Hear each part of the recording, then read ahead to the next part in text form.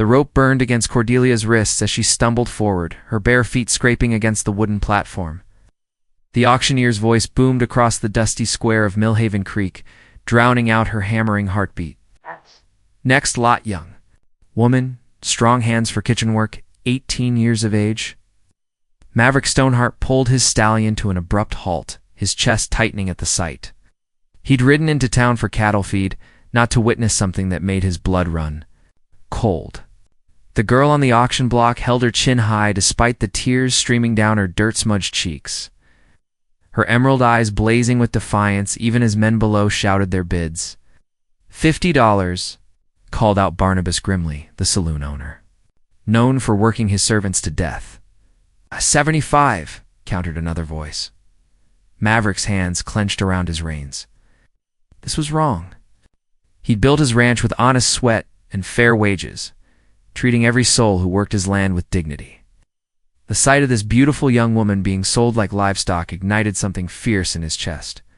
Cordelia's eyes swept the crowd and locked with his. In that moment, something passed between them.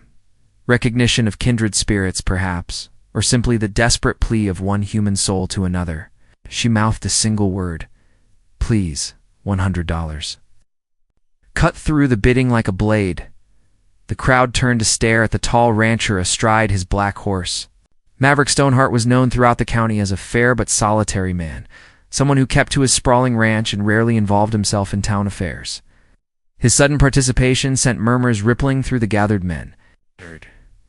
120, grimly shot back, his yellowed teeth bared in a cruel smile. Maverick dismounted in one fluid motion, his boots hitting the dust with purpose. He strode through the crowd, his presence commanding attention. At 6 feet tall, with shoulders broadened by years of ranch work, he carried himself with quiet authority. His dark hair caught the afternoon sun as he approached the platform. $100, he said calmly, his deep voice carrying easily across the square. Gasps echoed from the crowd. $200 was more than most men in Millhaven Creek made in 6 months. Grimley's face twisted with frustration, but he couldn't match such a sum. Going once, going twice sold to Maverick Stoneheart. Cordelia's knees nearly buckled with relief. She didn't know this man, but something in his steady gaze told her she was safe. As he climbed the platform steps, she noticed his hands calloused, from honest work, but gentle as he carefully cut the ropes, binding her wrists. You're free, he whispered, so only she could hear. No one will ever sell you again, but the money you paid. Consider it a loan, he said, helping her down from the platform. You can work it off if you choose, with fair wages in your own room, or you can leave right now, and I'll give you provisions for wherever you want to go. Cordelia stared at this stranger who had just changed her life. What's your name? Maverick Stoneheart. And you? Cordelia Brightwater. She tested the name on her lips. It had been so long since anyone had asked. I have nowhere to go. Then come home with me, he said simply. It's not much, but it's honest land. The Stoneheart Ranch stretched as far as the eye could see, rolling hills dotted with cattle and bordered by ancient oak trees. Cordelia sat beside Maverick on the wagon seat, still hardly believing her fortune. The setting sun painted the landscape in shades of gold and amber, and for the first time in months, she felt something resembling peace. How did you end up... ... Maverick began, then stopped himself. Forgive me, that's not my business. My parents died of fever last winter, Cordelia said quietly. I had debts I couldn't pay. The banker, Cornelius Blackthorne, said I could work them off, but then he sold my contract to a traveling merchant who... ... double quotes. She shuddered. Who had other plans for me. Maverick's jaw tightened. He knew Blackthorne, a man who squeezed profit from others' misery. You're safe now. I give you my word. As they approached the ranch house, Cordelia gasped. It was larger than she'd expected, built of solid timber with a wraparound porch and flower boxes beneath every window. Smoke curled from the chimney, and warm light spilled from the windows. Maverick. A weathered woman emerged from the house, wiping her hands on her apron. About time you got back? I was beginning to worry. She stopped short, noticing Cordelia. Imogene, This is Cordelia Brightwater. She'll be staying with us." Maverick helped Cordelia down from the wagon. "Could you prepare the guest room, Imogene?" Weatherby had been Maverick's housekeeper since he'd inherited the ranch 5 years ago. She took one look at Cordelia's torn dress and haunted eyes and understood immediately. "Of course, dear. You look half-starved. Come inside. Got stew." On the stove? The interior of the house was warm and welcoming, with handcrafted furniture and books lining the walls. Cordelia had never seen a home filled with such care and attention. As Imogene bustled about preparing a meal, Maverick showed her to a comfortable room with a real bed and wash basin. "There are clothes in the wardrobe that should fit you," he said. "They belonged to my—" "Well, they should fit your wife?" Cordelia asked gently. "My sister. She died 3 years ago." His voice carried old pain. "She always said this room was meant for someone who needed sanctuary." Over dinner, Cordelia slowly began to relax. Maverick and Imogene treated her with kindness she'd almost forgotten existed. They asked no prying questions, made no demands. When she offered to help with dishes, Imogene shooed her away. "You rest tonight, child. Tomorrow, you can decide what you'd like to do." Later, as Cordelia lay in the soft bed, she heard voices through the thin walls. "You did a good thing today," Imogene was saying. "I couldn't just stand there and watch," Maverick replied. "She reminded me of Seraphina. Same fierce spirit, even in the face of despair. Your sister would be proud. But Maverick, that girl's been through hell. She'll need time to heal. I know I won't push. If she wants to stay, she can earn her keep honestly. If she wants to leave, I'll help her do that too." Cordelia closed. Her eyes, tears sliding down her cheeks, but for the first time in months, they were tears of gratitude rather than despair. She'd never experienced such selfless kindness. As she drifted towards sleep, she found herself thinking not just of her freedom, but of the man who'd given it to her without asking for anything in return. Dawn broke clear and crisp over the Stoneheart Ranch. Cordelia woke to the sound of cattle lowing and the distant ring of an axe splitting wood. She dressed in one of the simple but well-made dresses from the wardrobe, a blue calico that fit as if it had been made for her hand, made her way to the kitchen. "Good morning, dear," Imogene greeted her warmly. "Sleep better than you have in a while, I'd wager." "Better than I can remember," Cordelia admitted. Through the window, she could see Maverick working in the yard, his shirt sleeves rolled up as he repaired a section of fence. "I'd like to help with something. Anything." Imogene studied her for a moment. "Can you cook?" "My mother taught me before she died. I can make bread, preserve fruits, tend a garden." "Then you're hired," Imogene said, with a smile. "Living on my cooking alone for too long, a man needs variety." They spent the morning working side by side, and Cordelia felt purpose returning to her life. When Maverick came in for the midday meal, he stopped short at the sight of fresh bread, cooling on the windowsill, and the scent of herb-crusted chicken filling the air. "You didn't have to," he began. "I wanted to," Cordelia interrupted. "You gave me my freedom. Let me earn my place here." Over the following weeks, Cordelia found herself settling into the rhythm of ranch life. She rose before dawn to help Imogene with breakfast, spent her mornings tending the vegetable garden, and her afternoons helping with various household tasks. But it was the evenings she treasured most, when the work was done, and Maverick and Imogene would sit on the porch, watching the sun set over the hills. Maverick was unlike any man she'd ever known. He was strong but gentle, decisive but never harsh. He treated his ranch hands fairly, paid them well, and expected honesty in return. When one of his men, Tobias Fletcher, was injured herding cattle, Maverick personally cared for him until he recovered. "You're different from other ranchers," Cordelia observed one evening as they watched Maverick's prize bull, Goliath, grazing peacefully in the pasture. "How so?" Maverick asked, settling beside her on the porch swing. "You care about people?" "Men in your position see workers as tools to be used up and replaced. My father taught me that a man's worth isn't measured by what he owns, but by how he treats those who depend on him." Maverick's voice grew distant. He'd be disappointed in how far some men have fallen from that ideal. Cordelia felt her heart quicken at his nearness. Over the weeks, she'd found herself watching him more often, admiring the way he handled difficult situations with calm wisdom. The gentle way he spoke to spooked horses, the quiet strength that seemed to emanate from him. "Maverick," she said softly, "why did you really buy my freedom? You could have walked away." He was quiet for so long she thought he wouldn't answer. When he finally spoke, his voice was barely above a whisper. "Because when I looked at you up there, I saw someone fighting to hold on to her dignity despite everything. I saw courage." He turned to meet her eyes. "And because I couldn't bear the thought of what would happen to you if I didn't act." The honesty in his words made her breath catch. In that moment, she realized her feelings had grown far beyond gratitude. She was falling in love with this remarkable man who had saved her not just from bondage, but from despair itself. "Cordelia?" He continued, his voice rough with emotion. "I need you to know that your place here isn't dependent on anything other than your choice to stay. You don't owe me?" She placed her hand over his, silencing him. "I know. That's what makes you extraordinary."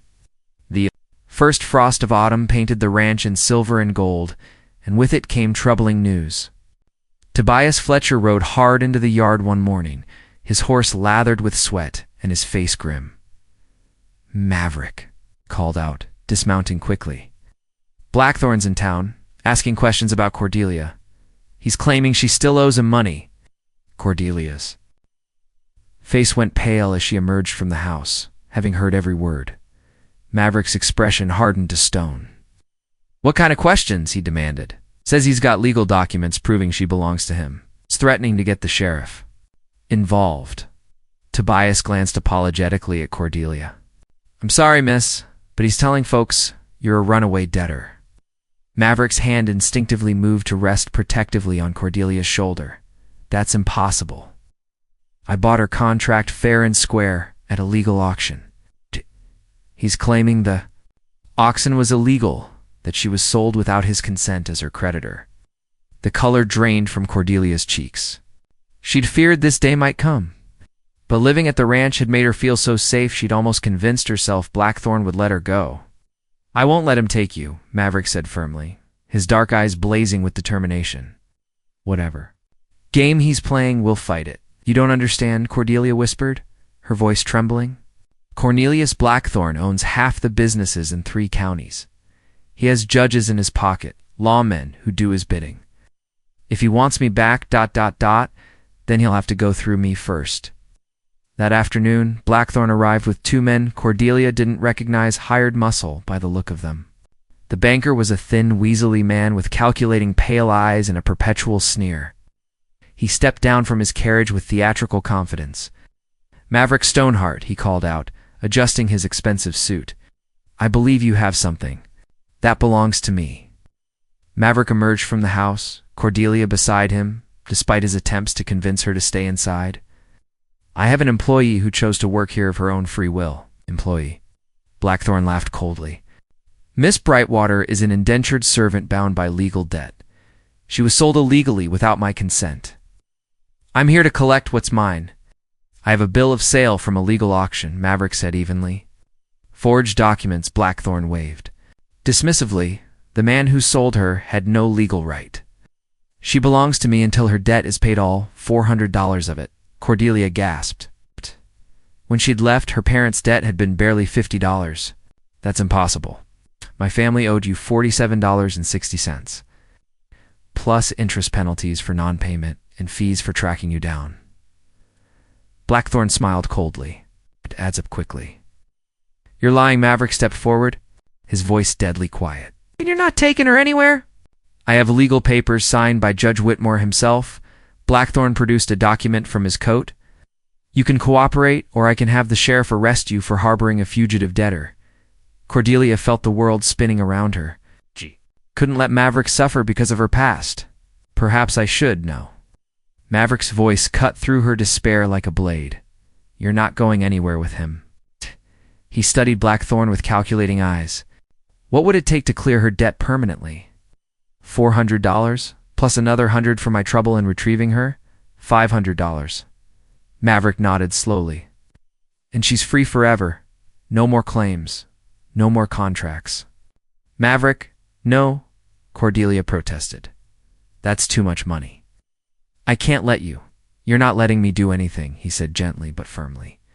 I'm choosing to do this. He turned back to Blackthorn. Do we have a deal? Blackthorn's eyes gleamed.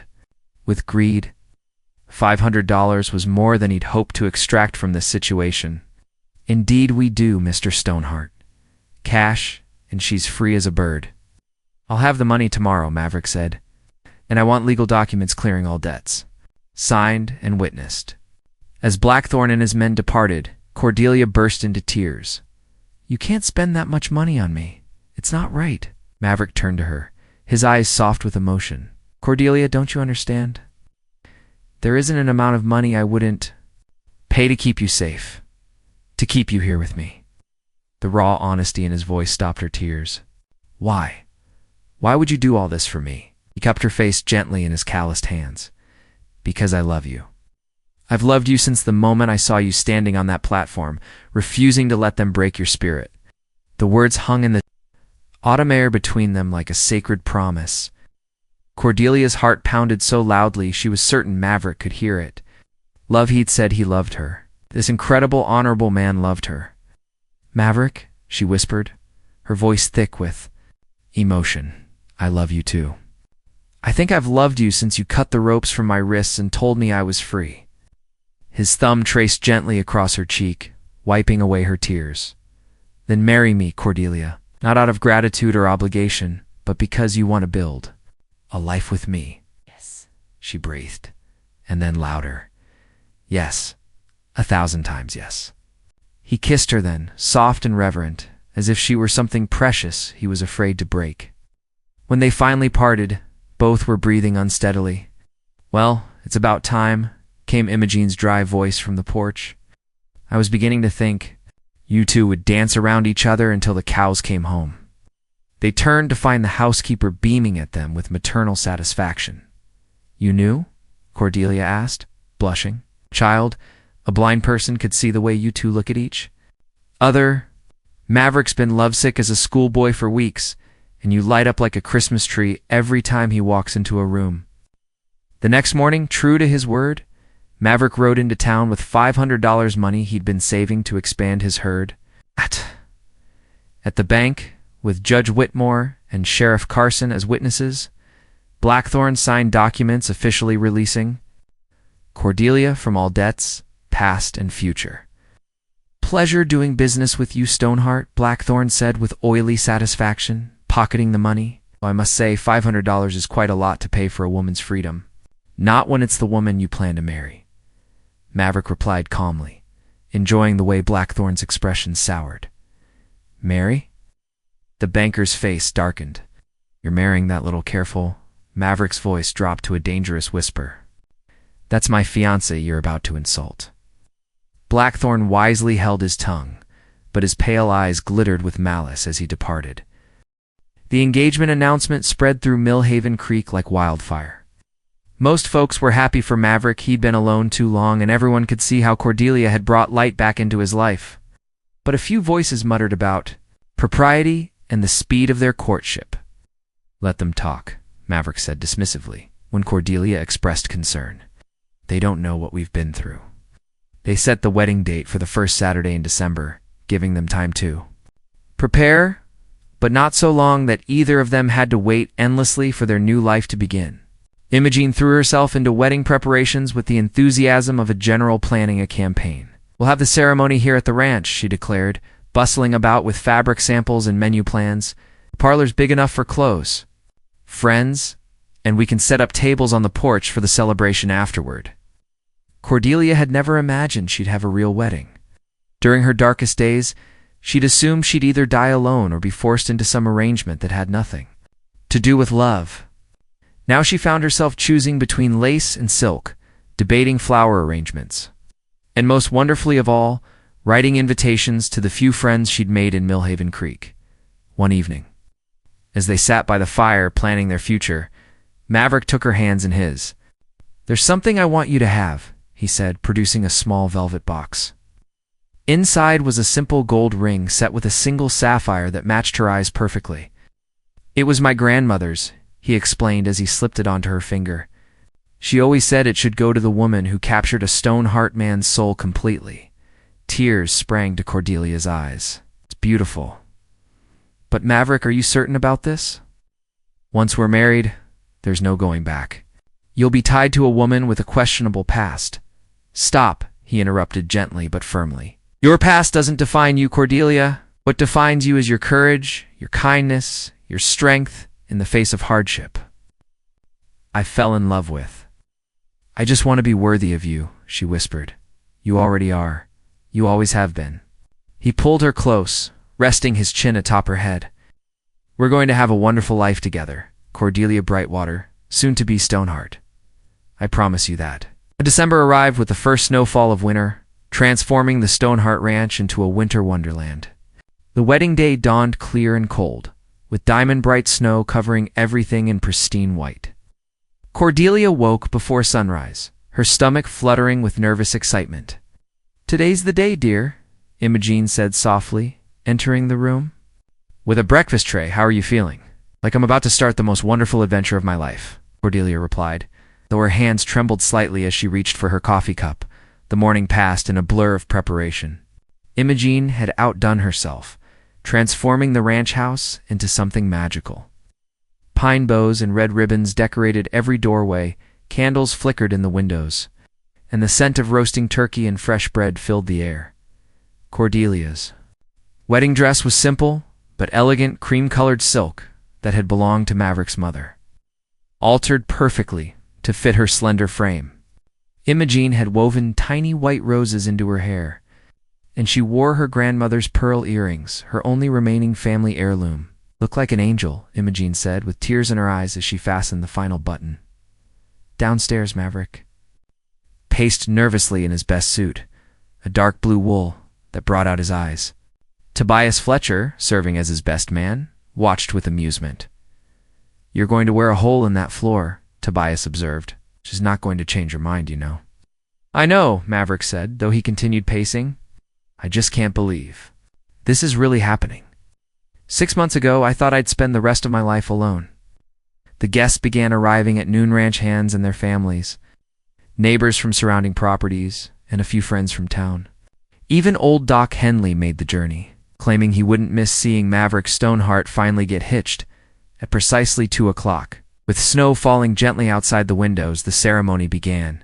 Reverend Morrison, a kindly man who'd known Maverick since childhood, stood before the fireplace as the small gathering assembled in the parlor. When Cordelia appeared at the top of the stairs, Maverick's breath caught in his throat.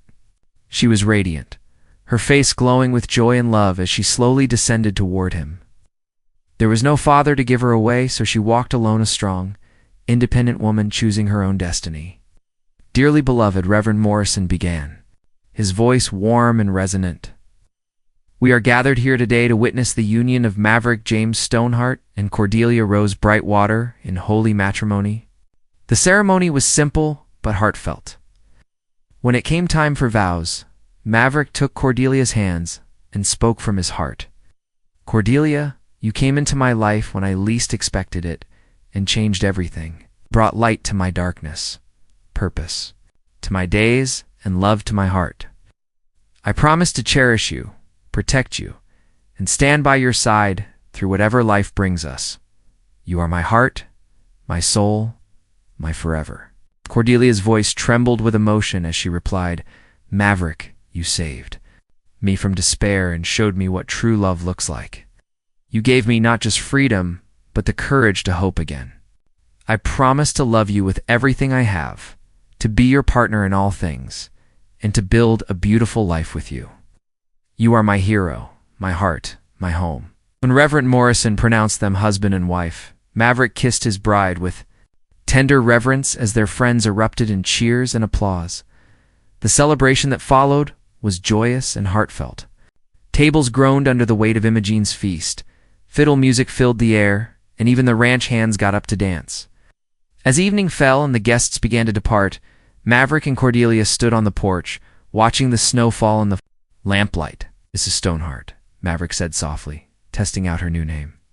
I like the sound of that, she replied, leaning into his warmth. Are you happy? He asked. Happier than I ever dreamed possible, she said, turning in his arms to face him. This morning, I was Cordelia Brightwater, a woman with a troubled past and an uncertain future. Tonight I'm Cordelia Stoneheart, wife of the most wonderful man in the world, with a lifetime of love ahead of me. He kissed her again, slow and sweet as snowflakes caught in their hair, and the warm light of their home beckoned them inside. 5 years later, the Stoneheart Ranch had grown into one of the most prosperous spreads in 3 counties. But the real measure of its success wasn't in cattle or acreage. It was in the laughter that echoed from the house and the love that bound its inhabitants together. Mama, Mama.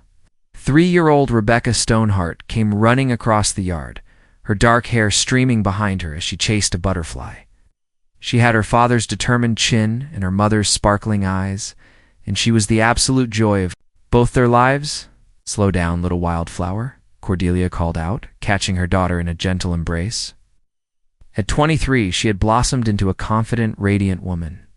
Marriage to Maverick had erased the last shadows from her eyes and filled her with the kind of deep contentment that came from being truly loved. "Papa's coming," Rebecca announced excitedly, pointing toward the pasture where Maverick was riding in with Tobias and 2 new ranch hands. Cordelia smiled, her heart still fluttering at the sight of her husband after all these years. He'd only grown more handsome, with time his shoulders broader from ranch work, his face weathered by sun and wind, but his eyes still held that same gentle strength that had captured her heart. "How are my 2 favorite ladies?" Maverick asked as he dismounted, scooping Rebecca up in his arms and kissing Cordelia soundly. "We've been picking apples for Aunt Imogene's pie," Rebecca reported seriously, "and Mama taught me to braid friendship bracelets for the new calf." Imogene had officially become Aunt Imogen when Rebecca was born, and she wore the title with pride. At 65, she'd slowed down a bit, but still ran the household with loving efficiency, now aided by Rebecca's enthusiastic, if somewhat chaotic help. Speaking of new arrivals, Maverick said with a meaningful look at Cordelia, "We may need to expand the house soon." Cordelia's hand moved unconsciously to her still flat stomach. They'd only just confirmed her suspicions the week before, but Maverick's joy had been so infectious she'd been glowing ever since. "Another baby?" Rebecca asked with wide eyes. In the spring, Cordelia confirmed, laughing as Rebecca whooped with delight. That evening, after Rebecca was asleep and Imogen had retired to her room, Maverick and Cordelia sat on their porch swing, watching the stars emerge in the clear sky. The night was warm for October, and the scent of Cordelia's rose garden perfumed the air. "Do you ever think about that day at the auction?" Cordelia asked, her head resting on Maverick's shoulder. "Every day," he replied, his arm tightening around her, but not with regret, with gratitude. "That was the day my real life began." "Mine too." She tilted her head to look at him. "I was so afraid then, so certain I'd lost everything. I never imagined I'd find something so much better than what I'd lost. We've built something beautiful together, haven't we?" Maverick said, his voice filled with quiet satisfaction. Cordelia looked out over their ranchette, the house filled with love and laughter, the prosperous land they'd worked together to improve, the garden where Rebecca played and learned and grew. In the distance, she could see the lights of other homesteads, some belonging to ranch hands who'd saved enough to buy their own land, others to neighbors who'd become dear friends. "The most beautiful life I could have imagined," she agreed. "And it all started because one good man decided to do the right thing, no matter the cost." "No," Maverick corrected gently. "It started because one brave woman refused to let circumstances break her spirit, just recognized strength when I saw it." They sat in comfortable silence, wrapped in each other's arms in the peace of their shared contentment. Tomorrow would bring new challenges. It always did, but they would face them together. They had everything else inside the house. Rebecca dreamed of butterflies and baby calves, secure in the knowledge that she was loved. Beyond measure, Imogen hummed softly as she mended tiny clothes, already planning for the new baby's arrival. And on the porch, Maverick and Cordelia Stoneheart held each other close, their love a beacon of hope in a world that sometimes forgot the power of kindness. The girl who had once stood on an auction block, marked for sale, was now a cherished wife, devoted mother, and pillar of her community. The rancher who had paid for her freedom had gained something infinitely more valuable in return: a love that would last for all their days and beyond. Their story had begun with courage and compassion, grown through trust and understanding, and blossomed into the kind of deep, abiding love that changes not just our lives, but all the lives it touches. It was a love worth every penny, every risk, every moment of uncertainty. Love that proved some things in this world are indeed priceless. And as the stars wheeled overhead and the night wind whispered through the trees, the Stoneheart Ranch stood as testament to a simple truth: when love leads, miracles follow.